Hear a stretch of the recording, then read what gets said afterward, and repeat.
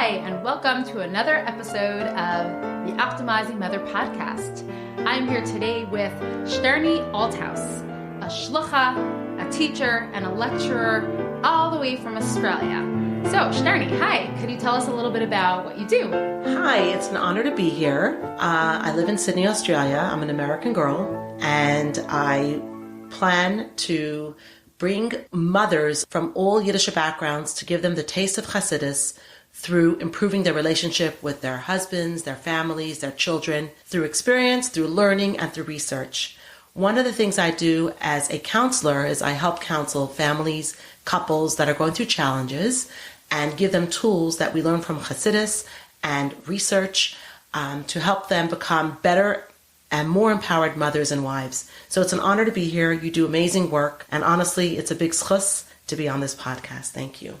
Thank you. So if you had to give one piece of advice, so to speak, what is your best advice for the most effective way to really impart those values, to really help mothers in their effective chinuch and to give over their Chassidische hashkafas or Yiddish values and really give it over to the children in a positive and healthy way? That's a great question. I really believe that kids learn 10,000 times more by how you acted than what you said. When they see a mother saying Tehillim on Shabbos Mevarchim, when they see a father going to a shir, when they see a mother involved in, helping Shifra Pua, doing good things outside the home as well as inside the home, helping others, having an open home, you don't have to say anything. They're absorbing it by example. You lead by example. And they'll remember it much, much, much longer by watching you do what you want to teach them than by you lecturing them anytime. Can you give more examples of what we as mothers can do or incorporate into our day in order to impart such values? Yes. So sometimes the kids are out of the house at school while we may have been involved in doing something positive. Talk about it. Say, oh, by the way, I went to visit somebody. I dropped off food to a lonely lady. I went to drop off magazines to someone who's lonely and living at home. Or, I heard there's a child in your class that's not having an easy time. Why don't we call them up? Asking them and getting their input, but also by example, showing them how to have more chesed, showing them that you're learning. Saying, oh, I'm going to say my chitas now. How are they supposed to know you're saying your chitas or your tehillim if they don't see it? It's very important that we show them by example and say, oh, I'm really tired, but you know what? I'm going to do one more kapitel tehillim. And when there's struggles, to be open. Say, mommy's really, really tired, but we want to get to school on time. Let's see what we can do together. So I think by us doing it and actually acting it out, talking about it, is much more important than lecturing them and giving them, long-winded Megillas that don't really always get their tick of approval. In addition, I really believe that as women, we have a direct line to Hashem. Davening. And I know with myself, I've improved and I've increased my davening over the years. I really see improvements in many areas. When I daven for a child, when I say their kapitel, and I ask Hashem for what that child needs, I know it's now on Hashem's shoulders. I feel the sense of relief. I have done mine. So we'll set the Shabbos candles. Obviously it could be a chick-chock, or you could daven. You could show the kindlech that you're davening. They watch you. They're going to absorb that, and they'll daven for their children as well. By the chalos, eis ratzain.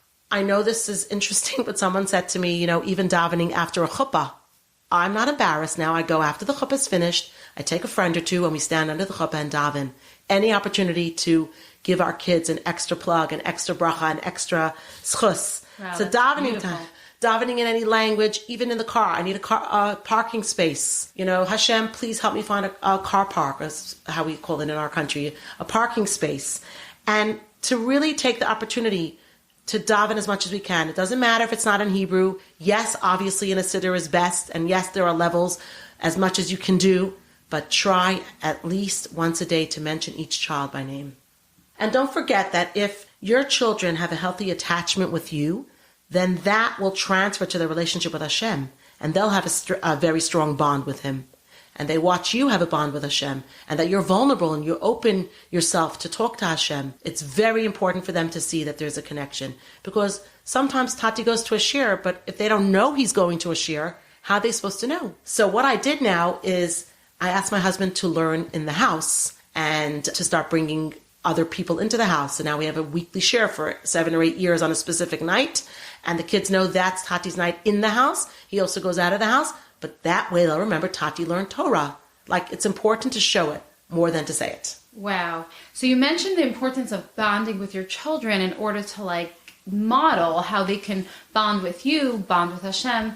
So what are some ways that you encourage mothers to bond with their children in a very real and practical way? Excellent question. So some ideas to promote this bonding. I really believe in having a date with your child. It's okay to have one-on-one with each child.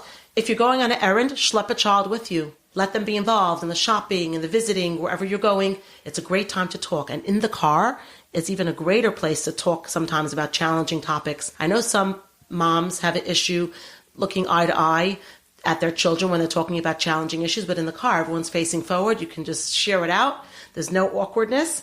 Also, to refrain from urging them to be more or less, that they can feel they're good enough at this space to talk to you in Ba'asher Husham, where they are now. Because mothers have a habit of always trying to get their kids to do more and more, which is great, but it's also okay to just not bring up anything that has to be improved, just spending time pleasantly together. Also inviting their friends for Shabbos, making it a pleasant atmosphere, getting some nice nash, having a beautiful Shabbos meal. And even though some of them are teenagers, we still need to nurture and hug them. We'll get onto that more later with the 5 love languages. But private time is the best gift of all. They love when mommy sits on their bed and either tells a story or, shares a vart or an experience that happened that day if you're too tired, just to sit there. I know that my father always put us to bed at night and told us a story. And sometimes I can't because I have to give a shiur or run out. And the kids, they tell me, Mom, I miss it. Can you do this tomorrow? When we make it up again. So I think it's very important. Some kids are good with the written word. So like sending them loving notes or texts on their phone, thinking of you, if they have a phone, if they're older. But most important, to help them feel safe. That rejoicing in every mitzvah that they do. Notice every mitzvah. Be aware.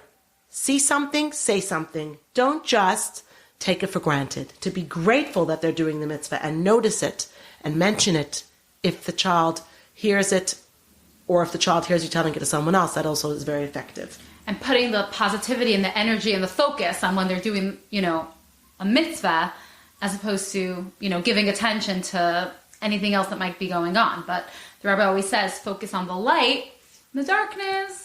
That's right. And also I feel like we need to dance with our children more in the kitchen to bring happiness into the kitchen. When it's getting really, really stressful, stop, breathe, put on a good Avraham Fried or whoever your favorite singer is, and dance. It's so important you get out the energy and everyone's in a better mood. Another thing that I love is that I notice, I see, I hear. You can energize the good behavior. By you noticing good behavior, actually putting good neurons in their brain, like you're spicing up those neurons so they'll want to do it again. I see you're eating breakfast so nicely. I see you playing with your sister so peacefully. I hear you talking so nicely to each other. You're giving energy to the positivity, not to the negativity, which drags everyone down. And when they go off to school, they should go in a happy way. Whatever if they leave the car or if they're leaving the house to the bus, it should be in a pleasant way. Hatzlacha Rabbah, you give them a hug, a kiss, whatever happened, to end off in a positive way. And that is why I really believe emunah and bitachon is something we have to talk about to our children. But simcha, and if somebody breaks a dish, instead of mommy getting angry, gam zulatova. We break plenty cups in our house, the way our floor is made. And I decided I'm just going to say gam zulatova. Now my kids know something smashes, they say gam zulatova.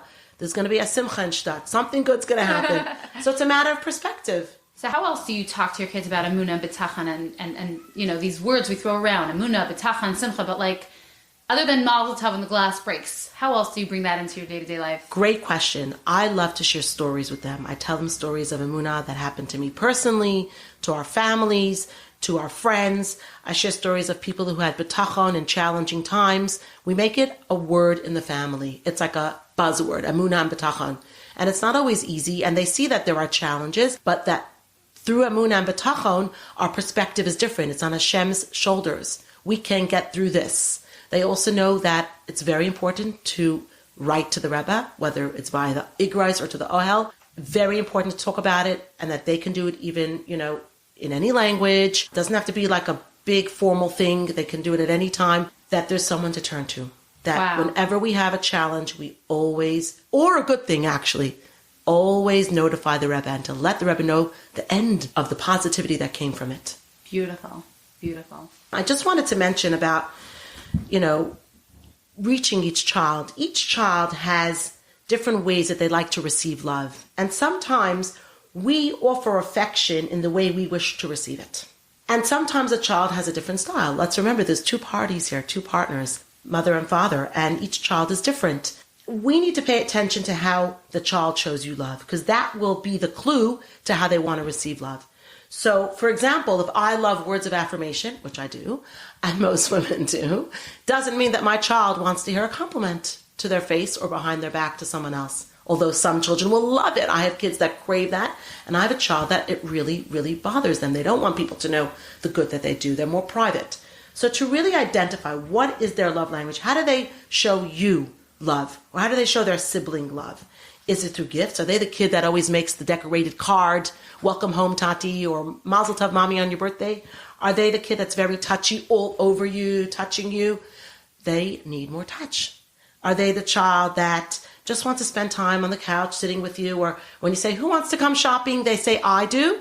That's the time child. You need to identify your child's primary love language. So it's observation. It's observing that every kid is different, and, the way for me to make them feel good and, in the context of our conversation, bonded so that they could then bond with Hashem is by showing them their specific love language. Absolutely. In fact, some of the kids will be the acts of service kids, the one who always helps you out, who wants to take out the rubbish, I do, or who wants to load the dishwasher.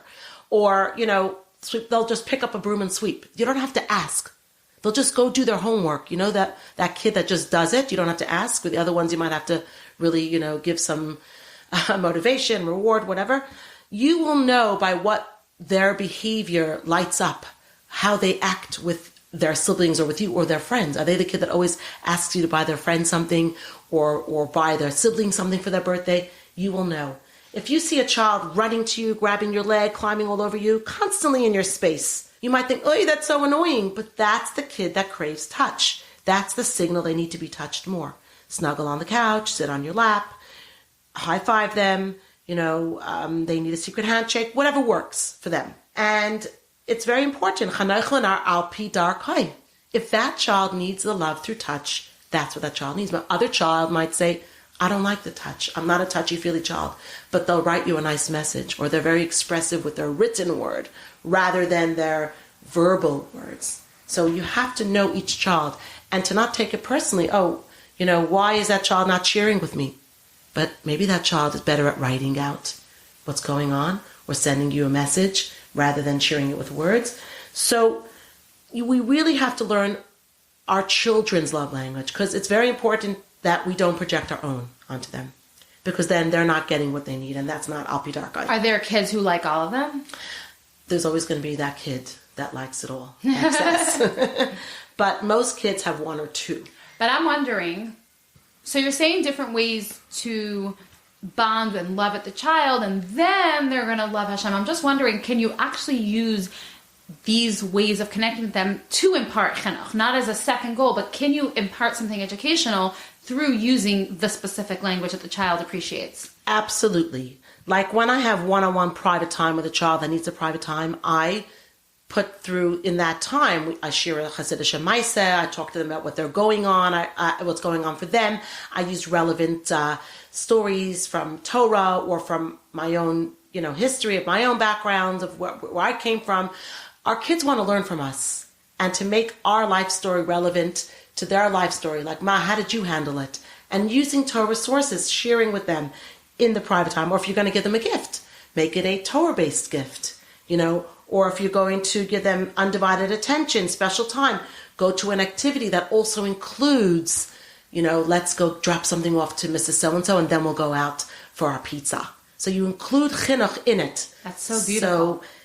So that they learn that to associate positivity, they're craving that time, but they're also having an example of chesed, or, learning through stories, or learning through what they hear, a phone call, someone called you on the way, and how you dealt with that Obviously, if it's confidential, you have to say it's confidential and you have to tell them you're in company. But, watching you, I think that's so important. And these love languages are like personality traits that stay with us for life. But yes, the preferences change from stage to stage. But, we have to know that at the end of the day, even our teenagers, they need our love expressed to them. Just because they look like they're busy with their friends, just because it looks like they have no time, we have to carve out the time. And it's very important to tie it to something positive, because that is what Chanech Lanar Al Pi Darka is. We want to make it a pleasant experience for them to be in a Yiddish home, that they want to model their home on your home. And Shlomo HaMelech teaches us to teach a child according to his way. Well, how does our child express their love? How do they want to be loved?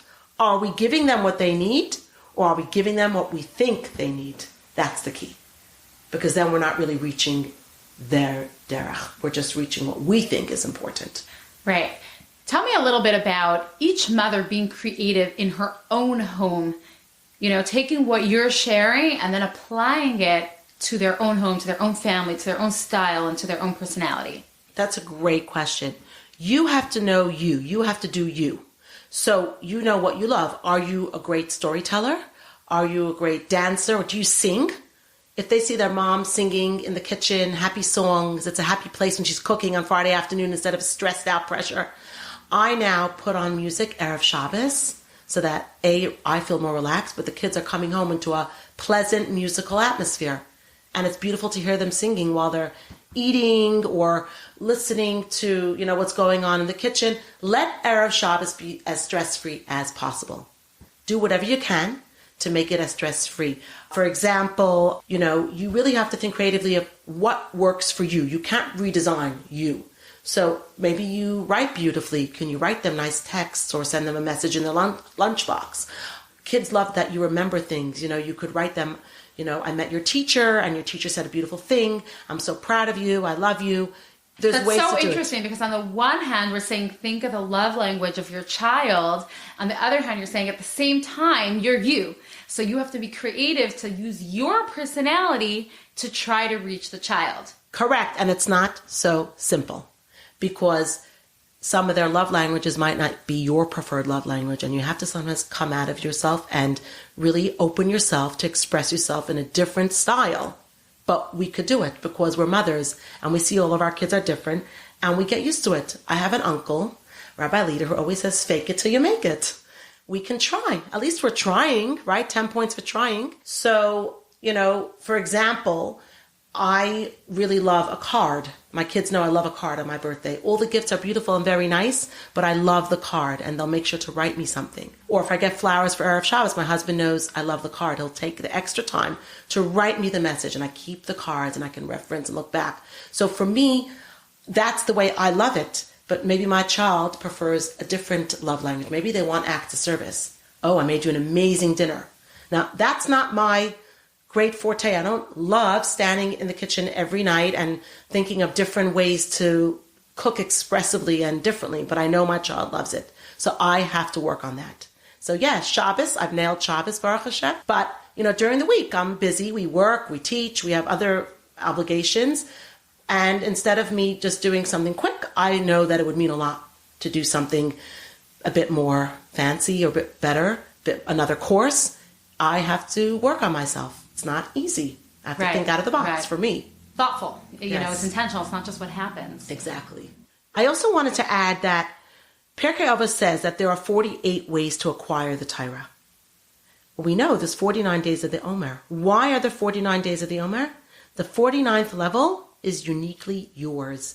Your way to receive the Torah. Your way to show your love. Your way to make your family have a good attitude to Yiddishkeit. Be you, but use it to have meaning. Use your best talents to make it a meaningful experience, whether it's a Chetzirish Yom Tov, spreading a white tablecloth and putting an extra effort into dinner, or Rosh Chodesh, buying them an extra special lunch if they love that, or remembering to bring them a special gift when you go away that they would love. Some kids love books, some kids love gifts. Tchotchkes, you have to know your kids. And those gifts mean a lot to them. They put them away. Some kids make a big deal. They say them for years, right? I actually heard a beautiful thing from Rabbi Yossi Jacobson. about the 5 love languages of Judaism, of Yiddishkeit. And just like in a wedding, under the chuppah, we have the 5 love languages, right? We have the ring, which is a gift. We have the words of affirmation, which is Harayat Mekudeshet. We have the acts of service in the Kasuba. We have time alone in the Yichud room. And we have touch, right? So too, for children. And he says, Moda'ani, words of affirmation. Make Moda'ani a beautiful moment. When they're waking up, Moda'ani, talk about gratitude, talk about thanking Hashem. What are we grateful for? Use the words of affirmation, which is one of the 5 love languages, for the Moda'ani. Make it meaningful. And then we have the kids that are very touch, right? They need to touch a lot. Well, we have tefillin, Shabbos candles, tzedakah boxes make a lot of noise. You touch it, right? Shabbos is time when we could spend more time with that child. The kid that needs and craves that time, just sitting on the couch, snuggling, and just being in your presence, doing nothing, even if you're just reading, or if they choose to talk. Tzedakah and karbanos is about gifts, right? We didn't just make it up. It's in the Torah. And avodah is acts of service, right? Doing, well, whether it's, going to shul every day and making it a meaningful experience, or acts of service like the avodah of helping out in the Beis HaMikdash.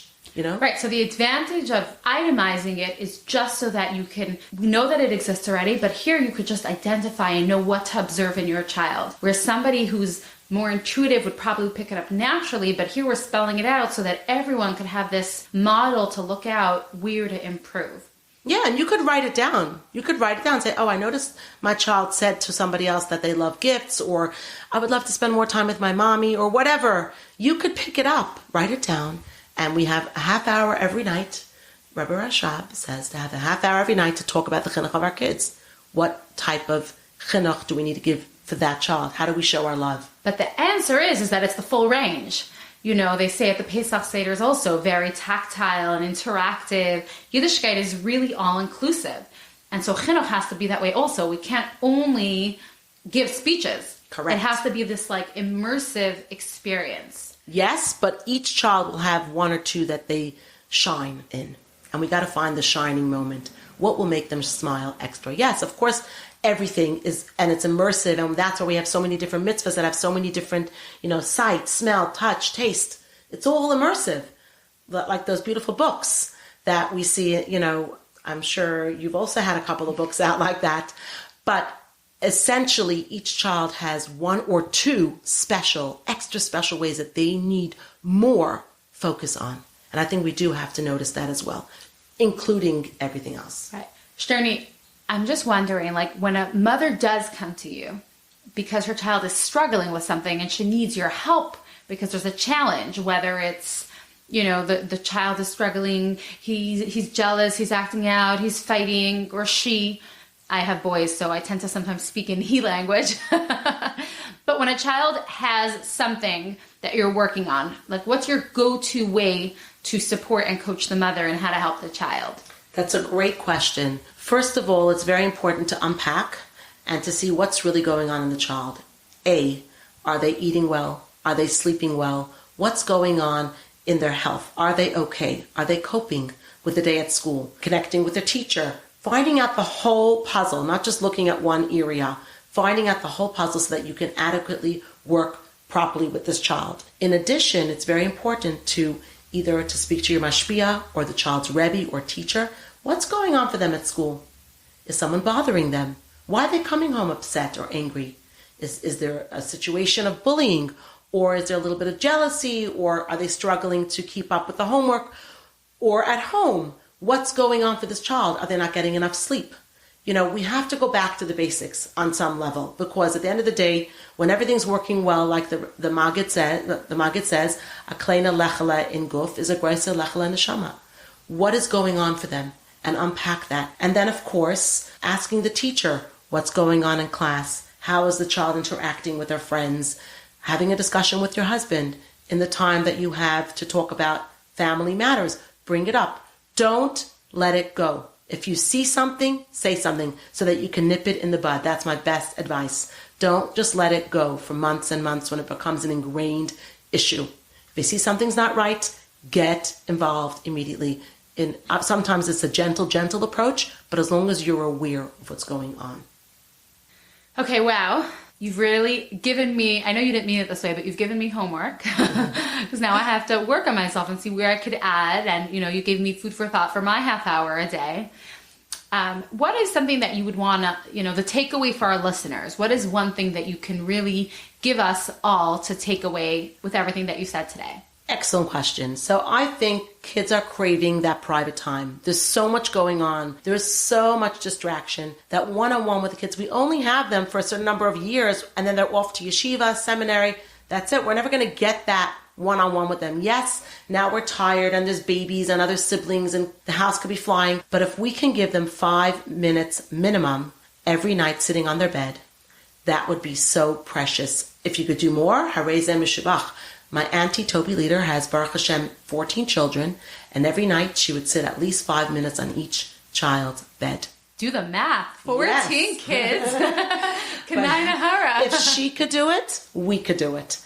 5 minutes minimum. Obviously, sometimes you'll have more time to relax, 10 minutes. And if you have even more. And I also love Chabad.org, Jewish stories. Sometimes I can't think at the end of the day, even though I have a million stories in my class, and then sometimes I can't think of it. I read The Nature's Wonderland. My kids love that. There's so many episodes. It's on Chabad.org? Yes. I didn't know that. It's I thought amazing. It's only stuck in a book on the bookshelf. No, it's the best secret. My husband discovered it. And Chabad.org, Nature's Wonderland. Yes. That's amazing. Just type Jewish stories and it will come up. And you can read your kids such fascinating things, whether it's about nature, and it always ties into the Torah. So it's so fascinating. I know that column because I've read it to my children from Talks and Tales. I didn't realize I could just find it on my phone. Yes, it's on your phones if you're tired. And also, if they like soft music before they go to bed, nugunim, my first nugunim, I always show my kids when I find something interesting, I come and tell them before bed, oh, by the way, today I heard this thing. I learned this thing. I was challenged by this and this, and I try to work it out this way. What do you think? Just to hear their opinion. Wow. And they love it. They love it. So I guess they learn through osmosis. I really believe if we cherish the private time, even 5 minutes of unadulterated, pure mommy time or tati time, if mommy can't make it, is bliss for a child. Wow. Thank you so much, Shternie, for all your words of wisdom and your time today. That was an absolute pleasure. And thank you to our listeners for joining us today. Don't forget to subscribe to the Optimizing Mothers podcast and tell your friends to subscribe as well.